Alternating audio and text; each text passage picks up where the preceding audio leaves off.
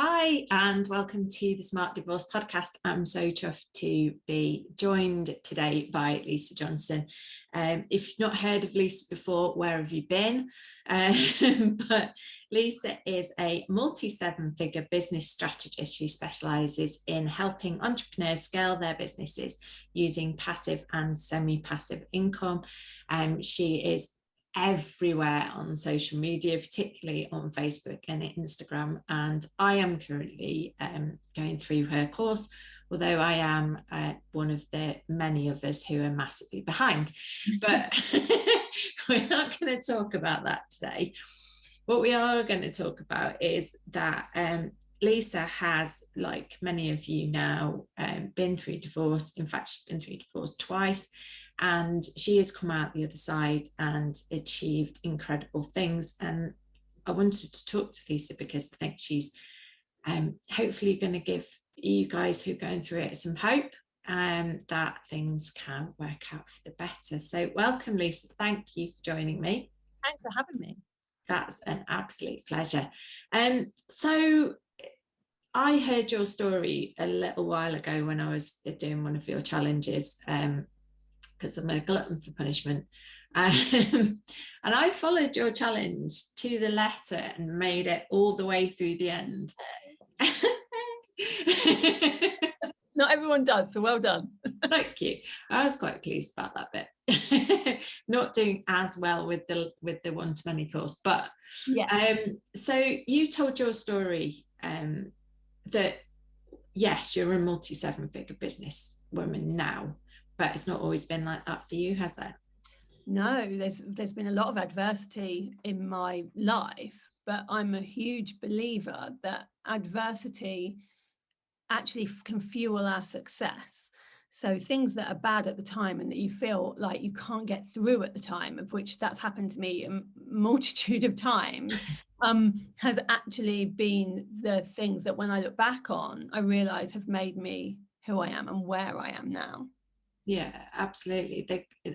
These things definitely make you stronger. And one of the things that we always talk about in these podcasts is about you can come through the other side of divorce and have a really positive experience. So would you share with us, I know you've been through divorce twice and they weren't great experiences at the time. Would you be willing to share those with us? Yeah, so the first time I got married, I just turned 18. I think I was like a couple of days after my 18th birthday. And I had a chaotic childhood where my dad brought me up as a single parent from the age of 11 with my sister. We were born into poverty, so we lived in council housing on an estate. And I then got bullied throughout my whole childhood because of I was poor and I got a scholarship to a private, very affluent school. Wow. And so I've been bullied my whole life, really, up until this point. And then my dad got married to somebody who already had 9 children. So there's 12 of us suddenly, like 12, 13 of us at any one time living in this like. Oh my word. So the first person that came along and showed me any interest, I also grew up a Mormon. And so there was no dating or, going out drinking alcohol or anything like that. It was quite a strict religion. And so the first person that came along and showed me any interest at all, I married after like a few months, and he was a lot older than me. And yeah. And I think by that point, I was attracting people who were bullies because my whole being was comfortable with that situation and was used to that situation, and he was one, and I didn't know that until I was married, and so it turned into a bit of a domestic violence situation, which I got out of when I was 21, but it took a long time to leave. And I think that I viewed, because of my upbringing and because of like what my religion had taught me, I viewed divorce as like failure. Like, this is a bad thing to do. So I stayed for much longer than I should have because I didn't want that failure. And it was only my dad and my sister who got me out in the end because they could see what was going on. And I managed to get out of that situation. But I think that because of my self-esteem was so low throughout my childhood and adolescence, because then, you know, I was 21. So far it's not been like a good game. Oh, flipping heck. You know, and I so can't even imagine. I mean, I work with so many people who are going through, who are in abusive relationships, and they're hard to get out of when you're 30 something, 40 something, 50 something, to get out of it when you're barely even an adult. And didn't like myself very much, because people had told me my whole life that I was nothing, that I would never make anything of myself, because I was poor, because I, you know, didn't have a mother, so I wasn't very well groomed, you know, all of these kind of things. And they told me I was stupid, and I knew I wasn't, but I'd heard it even from my husband. I'd heard it from so many people that I started to think it was true. And that just attracts you more and more to the wrong people. Yeah. And eventually I actually got to a point after that where I got my first job. I was bullied in that job because I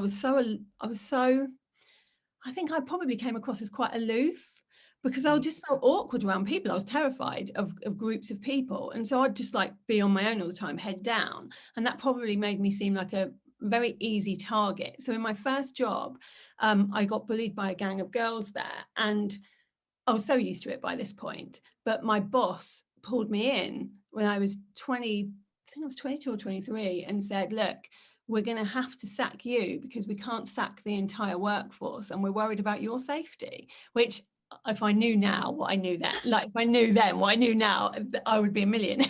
Like, I just was going to say there'd be employers in that. Absolutely. But I left, and so I had this situation where I went home that day to this 1-bedroom like bedsit, having been divorced already, having been bullied my whole life, having been bullied out of my first job, not knowing what I was going to do, and didn't really want to go on. Like, I was like, okay, I'd rather not be here. This isn't going to go my way. And so, you know, took a bottle, took some pills, and was like, right, let's just end it. Like, who will care? And then this tiny voice, like in me, was going, what if they're all wrong? What if all those people that have told you that you'll never make anything of yourself, that you'll never get, you know, find the right person, that you'll never make any money, that you'll always be struggling? What if they're all wrong? And how will you even know? And so I decided to give myself a test. So I thought, okay, let's test this out. If I can do something hard, or that I perceive as hard, then I will allow myself to live, and it will mean that they're wrong. Because if I can do one hard thing, it means I can do more things. But if I can't do it, then they're right. And I'll allow myself to go without any kind of like guilt or anything like that. So I gave myself this test. And then I thought, well, what's the test going to be? Like, what's a hard thing to do? And I'd left school with nothing at age 16, because I never went to school because of the bullying. And so I said, okay, well, I'll do a degree. Like, don't worry about A levels or anything like that. I'll go straight into a degree. And I'll do it while I work full time. I'll go and get a job, like an office junior type job, admin assistant type job, and I'll do this degree. And then I was like, what are the hardest degrees to do? And I looked it up, and it was medicine and law. And I had no interest in medicine, but because I'd just been sacked, I had quite an interest in law. And so, and so I was like, right, I'm going to do this law degree. So I went and got an admin assistant job, and I enrolled in a distance learning law degree with Northumbria University, where every year they would send me a load of books in September, and then every May I would go there for a week, take all the exams, and that happened for 4 years. And so every night after work, I would go home and I would study for 3 hours on my own and just get it done. And after 4 years, I graduated with a high 2-1. I was 1 mark off a first. And so I'd proved to myself that actually everyone was wrong. And that if I could just be left alone to get on with stuff, I actually would be able to do the things I needed to do. And it just gave me a bit more confidence and raised my self-esteem. And so then I kind of clawed my way up a corporate ladder, went into law, didn't really like law, just thought, well, I've got the degree now, went into investment banking. And so after that first divorce, only a few years later, I was in investment banking, earning really good money, like 60 to 80 grand in investment banking. And so I'd proved that you can come out of that, like, okay, you know, no matter what's happened to you in a marriage, you get to decide yourself afterwards what you want from then, and no one can stop you because it's just you. And then got married again when I was around 34. And this time I got married to a party animal, because I had been so sheltered, I think, in my childhood, that I was suddenly had this newfound freedom. And so I got married to somebody that was really interesting, really exciting, always the life and soul of the party, which is all very well until 3 days after you get married, you accidentally get pregnant with twins. No twins in my family at all. So then it was like we didn't know each other enough, you know, to do that quickly. And so the babies were born and my life completely changed, and his didn't. It just carried on how it was before, because it could. So he was still going out every night, partying, doing all the things, and I was at home with these two babies that were screaming the whole time. And you know, kids weren't on my agenda ever. They weren't something that I had planned for. And twins. I mean, your twins are absolutely adorable, but Thank you. My word. Yeah, and pretty much doing that on your own, because I was on my your own, hubby is out being party animal, and you don't have any choice because somebody's got to be there looking after them. Exactly. And so I then went back to work at 5 when they were 5 months old, and realized very quickly that the relationship wasn't sustainable. And I jumped into something because I thought it was, you know, this is great, this is fun, I feel happy, I've, you know, all of the things that had happened to me had led me to that point, and realized that actually what I needed was just to be me and to just find my way on my own and be a single parent. And so he agreed. So it was a nice amicable divorce. So excellent. We split up, and actually he's become a much better father since we've split up. Like he is really good with the kids.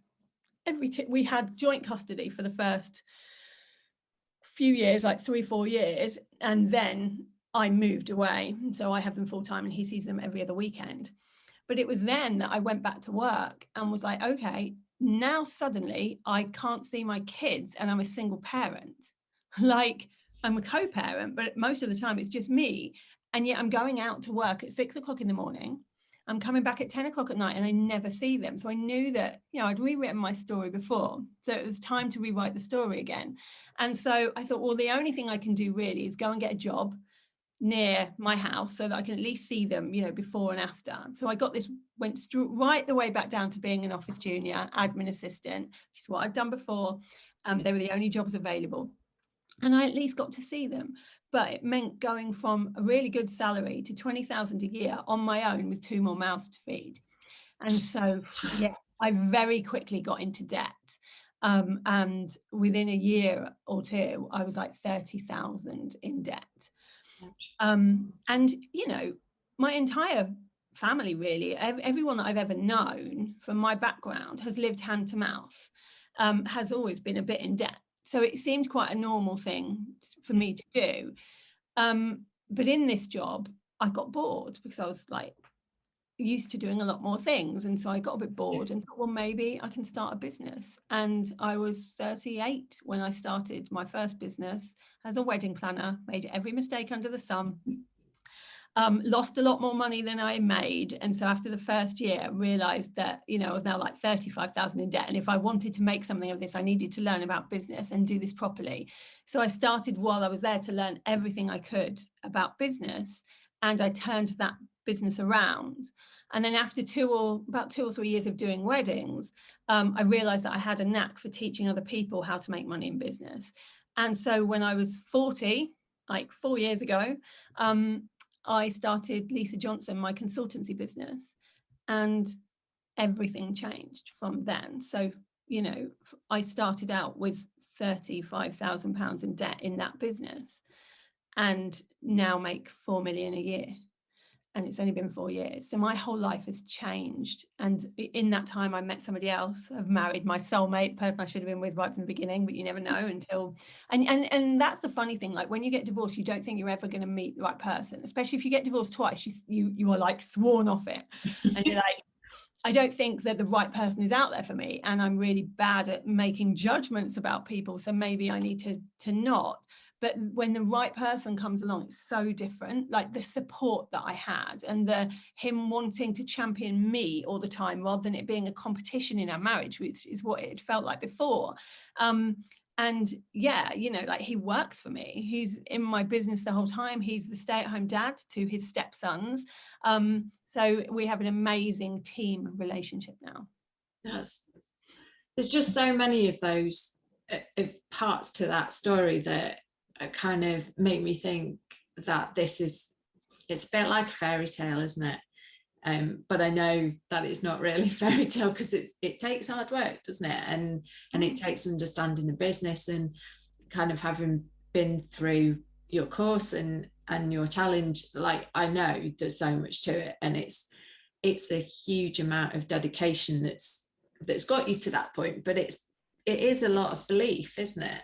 It's a lot of belief, and I had to completely turn around my confidence, because after every divorce, there is a massive confidence dip in your own ability and your self-worth. And so I think that you have to be really strong in your belief in yourself. And the way I kind of do that is I kind of think of your self-worth like you have a shield. So if you write down everything you don't like about you, and we all don't like things about ourselves, like so many things, and you write down the things you do like about yourself and that you are good at, and you take all of those things, bad and good, and decide that you're going to love yourself with both, like even with the bad things that you're trying to change. And that is what creates self-worth. And then when someone says something bad about you, or when someone makes you feel like crap, whether it's a ex-husband or whatever, it won't go in, because you already know who you are. And so you say, well, I'm going to learn from it, but I'm not going to take it on board. But simultaneously, if someone says something good to you, you have to do the same. You can't only decide to take on the good comments and not the bad. So, you know, as a entrepreneur and a woman, it's a roller coaster sometimes. If people say something nice to you, your self-esteem goes right up and your confidence goes right up. They say something bad, or you get a complaint, or someone, you know, makes a barbed comment at you, it goes down. And what you don't want is that roller coaster. You want it to always be flat. And the only way you'll get that is by this intrinsic self-belief that you have about yourself and your knowledge and your traits and the bad parts about you, that stays intact. Nothing extrinsic should be able to touch that. I think that's amazing advice. I do think that I think you make it sound very easy. Not easy. It takes time to get to that point. Yeah, absolutely. Confidence is a really tricky thing, isn't it? And it sounds like there wasn't a huge amount of confidence there from like an early age. So it's not like, I mean, people looking at you today are going to go, yeah, she's never known what it's like to not feel good about yourself. But that's not the case, is it? If people had seen me even like 15 years ago walking down a street, if there was a gang of women, I would cross the road, because I was so not confident to be able to walk past them. Like, my confidence was really low, and it's gone up more and more and more, because as the years have gone on, I've realized that the only person that has a say in you is you, not anybody else. And I'm glad that I did that work on myself. And it was work, you know, I had to work on myself every day. But I'm glad I did it, because now, being in this online world, I get more bullying than I've ever had, but it just doesn't affect me in the same way. Yeah, I think that's it. So lots of people I know and lots of people I talk to who as adults have the kind of look of somebody very confident, were bullied at school or have been bullied at work. I mean, I was bullied at school, and I think it's fairly commonplace, and it can be, well, they'll pick on whatever, won't they? Everything. Like, they'll just they'll find your chink in the armor, and once they've got it, they'll just be like, pick. And you're right, you know, it is only you who can change it. And I think when you do go through divorce, you are at that all-time low, aren't you? You know, it's like, this should be easy, but it's not. And you said before about it feeling like failure, and I think loads of people feel like that when they come out of divorce, because it kind of feels like, well, I've stuffed up this. Yeah, and it isn't a failure. Every single thing we do in life is a learning. And actually, what we know, the reason that, like you said, like people who have been bullied or people that have been through adversity, they seem to be the ones doing well in things like business, and they seem to be the more confident people now as adults. The reason for that is simply because most people, if they do something hard as an adult, if there's an obstacle in their path and they want to get somewhere, let's say they start a business, but there's an obstacle in the way. If you've not been through adversity, you give up at that point and you go, oh, well, I tried. If you've been through anything, whether it's divorce, bullying, anything like that, that has been, you've had to work hard to get through it and stay intact, then what happens is you see an obstacle and your brain already knows that they have to find a way through it, around it, under it. But you will get through it because you've been through worse. Yeah. And so that's why people who have been through hard things in their life end up doing amazing things and living extraordinary lives. Yeah, no, absolutely right. I want to talk for a few minutes, if it's all right, about passive and semi-passive income. So a lot of the people that I work with, they perhaps the lower earner of the couple. So when they go their separate ways, their lifestyle, however much they try not to, you go from one house with you both living there to two houses, there is less money. It's kind of a fact of life, unfortunately. But one of the things that we've talked about is, okay, well, what about looking for promotion? What about looking for a new job? What about doing something different? What about a side hustle or thinking about some passive income? And I know this is your area of expertise because it's why I'm on your course. And a lot of the people that I work with are women that have suddenly found themselves in a position where they don't have money from something else anymore, whether that's because of the pandemic that happened or because they're going through a divorce or whatever. And you can, I think if people realized how much money they could make just from the knowledge that is already in their head, like I'll give you an example. One of my clients, you probably know her, Danny. When she was a client, when I first met her, she was doing speaking gigs, not speaking gigs, singing gigs. She was a singer. She's got kids. She was living in an area she didn't want to be living in and had to make money. And actually, when you are in a position where you have to make money, you will do the hard things that it takes to make it. And she came to me and I said, if you are good at singing, that means that you have a really good stage presence. You understand about confidence on stages. And she said, oh, yeah, I could teach people how to do that. I was like, oh, let's do that then. She's made over £300,000 in 18 months from using the knowledge she already had in her head. And she'll make $1 million by next year. Like you can see it going up and up and up. And it's because she has the confidence to know that the knowledge in her head isn't common knowledge, even though we always think that everybody knows what we know. But it doesn't have to be a business skill. Like lots of women say to me, yeah, but I've never actually been in business, or I've only had like certain types of jobs. There are things how to do that others want to know. So like for me, I could tell you, I could write an ebook on how to get around Disneyland with 2 under 2s, which is the first ebook I wrote. I could probably write a course on how to potty train twins because I've done it.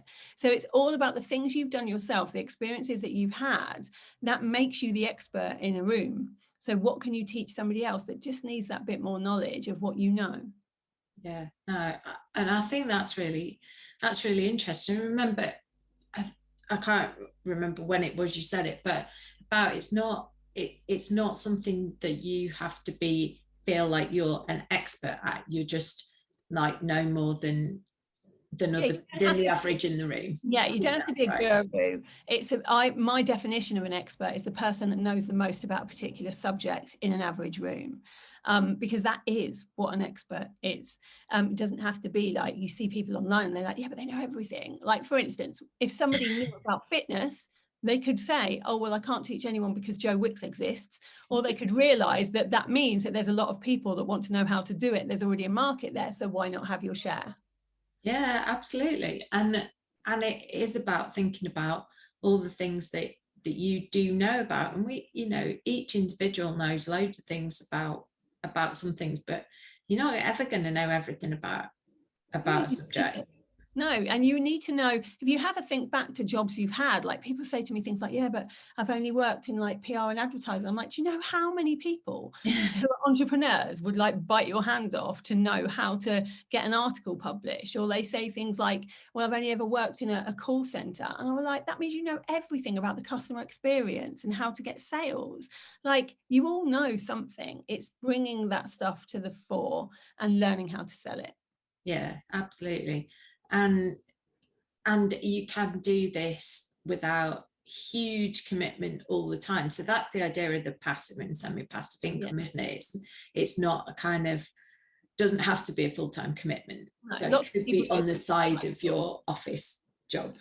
That is what most people start off with. And I did too. So they do a side hustle, and then as it grows, they decide whether they want to leave their jobs. But some people just always have the side hustle. There's a lot of hard work in the beginning with passive and semi-passive income. You do have to grow an audience and those kind of things. It becomes passive later on down the line, but it's worth it. Like, it's changed my life. I work 30 hours a month, you know, and get to spend time with my kids. Yeah, and that is really important. And you know, even if we've got people listening who are like, well, you know, I can't ever imagine earning that much. It's not about necessarily generating a 7-figure income. It's about generating what you need to live the life that you want to live, isn't it? Well, my success at the beginning was, I'd never thought I'd get to 7 figures. That wasn't the plan. I wanted to earn £2,000 a month so that it allowed me to be earning what I was earning pre-divorce. That's all I wanted. That was my success factor. And then you always find more success factors afterwards. But success doesn't even have to be money. It could be, well, I want to work 3 days a week so that I can spend 2 days being able to take the kids to school. You know, things like that. It doesn't always have to be about money. Yeah, it's about whatever motivates you. Yeah. I think that's really brilliant. Lisa, thank you so much. How can our listeners get hold of you if they want to join one of your courses, learn more about passive income? Where do they find you? The easiest way is Instagram, at Lisa Johnson Strategist. You'll see behind the scenes of me and the kids and everything that we go through and do. I'm very open about what it takes to run a multi-7-figure business. That you won't see any like perfect pictures, I'm afraid. It's just us being us. But I believe that the more real and raw we can be, and the more we talk about the issues that we have had in our lives, and that goes for everyone listening. If you're going through something, it means you can help someone else who goes through that eventually, then the better, because then it becomes less taboo. Yeah, absolutely. Thank you so much for joining me. Thank you for your words of wisdom. And do check Lisa out on Instagram, because her Instagram feed is utterly hilarious, and her course is brilliant. So I can strongly recommend that as well. So thank you, Lisa. Yeah.